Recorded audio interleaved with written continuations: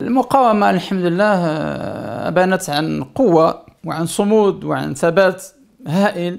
وكذلك أيضا كما ذكرت المدنيون المرابطون في الأرض المباركة أيضا، فهذا الصمود أذهل العالم بأسره، وطبعا أدى إلى إرباك الخطط الإسرائيلية التي كانت تهدف إلى تهجير الفلسطينيين وإلى القضاء على المقاومة وإلى أخذ تحرير أسراها بدون مقابل. فالسياقات كلها ما يقع كله يجب أن نستبشر به إن شاء الله تبارك وتعالى خيرا.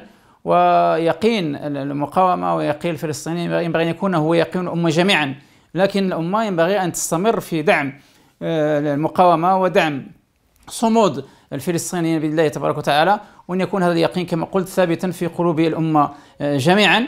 ويعني هذه الأحداث ينبغي أن تدفع الأمة إلى الوحدة وإلى التكتل، وأن تعلم الأمة بأن العدو واحد وأن الوجهة والبوصلة فلسطين المحتلة، وتجتمع كلمة الأمة على دعم المقاومة ودعم فلسطين حتى تحرير غزة، بل تحرير الأقصى والقدس وكل الأراضي الفلسطينية المحتلة بإذن الله تبارك وتعالى.